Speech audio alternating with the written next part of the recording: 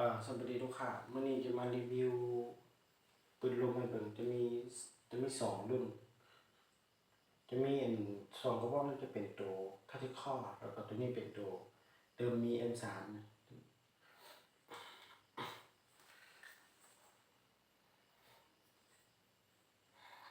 ตัวนี้เป็นตัวคาทิคอตัวออกมาล่าสุดปี25เลยเนี่ยตัวนี้ถังลมจะใส่เป็นถังอาลู0.42นะวาล์วเป็นวาล์วปั๊บไนท์ตัวนี้นะตัวนี้วาล์วนอกผมมีเด้อตัวนี้วาล์วปั๊บไนท์กล้องซองถ้าใส่เป็นดิสโคเรียกขนาด4-16คูณให้42นะตัวนี้นะเป็นตัวที่มีไฟเล็กๆส่วนเรานี่จะใส่เป็นเราที่เขี้ยวฮ่องกงเราเล็กเราที่เขี้ยวฮ่องกงเราเงา50 เซนนะเราเงา50 เซนเป็นเราเล็กเราเบอร์2นะเราเป็นเรา12 เกี่ยวเรามีให้ประกันพร้อมในเรานะ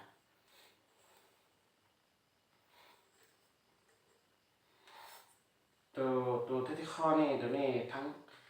ท้ายนี่พับได้ถึงได้ท้ายนะ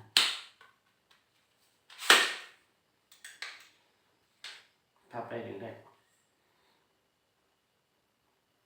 เก็บเสียงเป็นตัวสีดำนี่แหละงามอยู่ตัวนี้นะ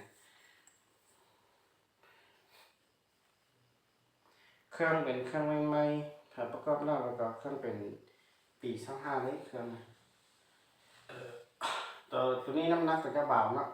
ใส่เป็นถังอะลูที่ว่าจะเบาเพราะว่าชุดนี้เขาจะได้งานแล้วก็บ่ได้ใหญ่ตัวนี้ตัวนี้จะมีแม็กใส่ลูกได้ตัวนี้นะมีแม็กใส่ลูกพอแล้วก็ปุ่มสีแดงนี่เป็นปุ่มล็อกไก่นะล็อกไก่ตัวนี้เป็นตัวซาดแล้วก็ลำซาดกับลำกล้องตัวนี้เป็นตัวยูลูกปืนกับตัวซาดนะว่าเป็นว่าปักไหนเดี๋ยวนี้ตัวถังอาลูกล้องดิสโคนี่จะขายอยู่ราคาอยู่ราคา9 ล้านได้ครบสุดนะตัวนี้นะ9 ล้านได้ทางสูบลูกปืนแล้วก็ซุบซ้อมนะพร้อมนี้เลยแล้วก็มีให้ประกันเราพร้อมนะมีให้ประกันเรา6 เดือนให้ตัวนี้จะเป็นตัวที่ข้อให้กันแต่ว่าตัวนี้จะใส่เป็นถังคาร์บอนแล้วก็กล้อง BSA ด้วยตัวนี้นี่คักเลยตัวนี้นะน้ำหนักกระเบานี่นะสุดๆเลยถังเป็นถังอาลู0.5L เป็นง่ายสุดว่าเป็นว่าปักในนะกล้องจะใส่ตัวกล้องBSA ตัวนี้นะกล้อง BSA กล้องขนาดของกล้องจะอยู่ที่4-16คูณให้44ได้4-14คูณให้44ตัวนี้เป็นกล้องที่มีจุดด้านนะมีจุดนึง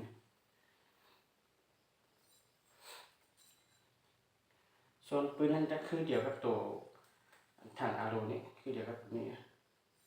เราจะใส่ตัวเดียวกันเราที่เขี้ยวกงเราเงา50 เซนเรา12 เกี่ยว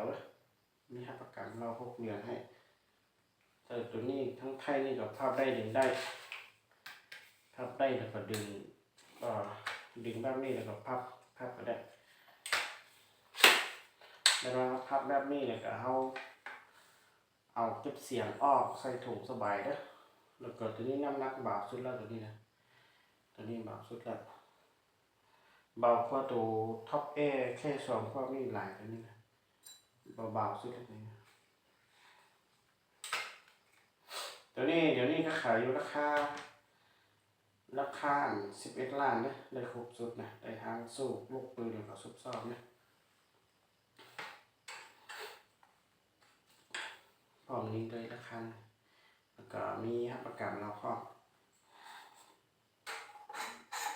เราเป็นเราเล็กเดี๋ยวจะเอาเก็บเสียงออกไปเบอร์เราเป็นเราเล็ก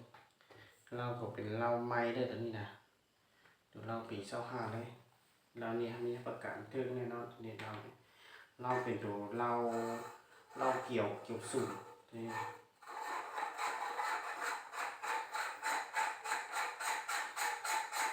ตัวนี้ราคา11 ล้านได้ครบสุดนะแต่ว่าเอาก่อนยังมีรุดอยู่ตกลงได้อยู่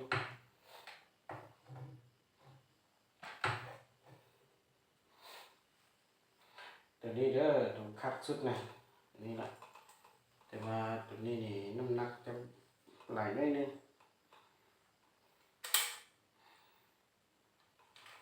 ตัวนี้เป็นตัว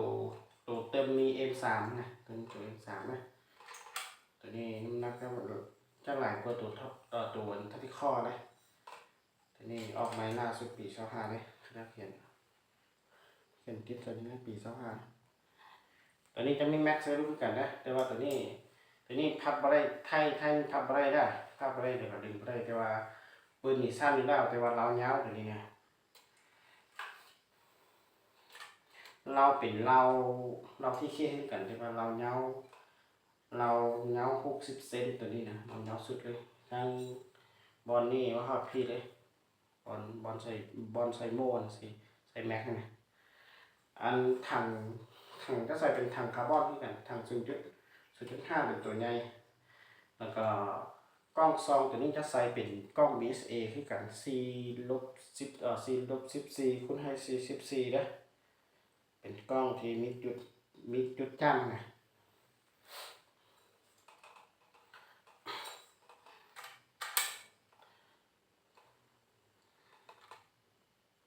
แล้วก็ตัวนี้นะอยู่ทางนี้เป็นเบื้องไส้นะเบื้องไส้มันจะกับทางเขาจะโปรเฮ็ดมีบอนซ่าด้วยนะบอนซ่าแล้วก็บอนลามกล้องนี่มันจะอยู่เบื้องเดียวกันเลยจะอยู่เบื้องนี้เลยบอนซ่าแล้วก็โยนปืนกับลามกล้องก็ใส่ตัวเดียวนี่แล้วก็จุดนี้เป็นตัวที่ล็อกไก่ตัวนี้นะแบบนี้ก็ล็อกละกดล็อกนี่ล็อกไก่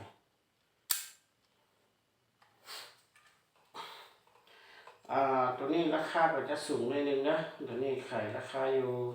15 ล้านนะ15 ล้านได้ครบสุดในทางสู้ลูกปืนแล้วก็ซุบซ่อมมีประกันเราพร้อมนะเป็นปืนที่วาวปั๊มในกันเป็นตัวออกไม้ล่าสุดเลยตัวออกไม้ล่าสุดนี่ตัวบอลเขาจะบอลตั้งกล้องบอลจับกล้องนี่เขาจะให้ตัวขากล้องนี่เป็นตัวน้อยสบายกว่าตัวใหญ่ละคักกว่าตัวใหญ่นะมีนักใส่ลูกคนตัวนี้นี่น้ำหนักจะหลายกว่าเด้อปืนนี่สั้นแต่ว่าเรายาวแล้วก็น้ำหนักจะหลายกว่าตัวนี้จะขายออกอยู่ราคา11 ล้านได้ครบสุดนะในทางสู้ลูกปืนแล้วก็ซุบซ่อมไว้ความนี้เลยนะ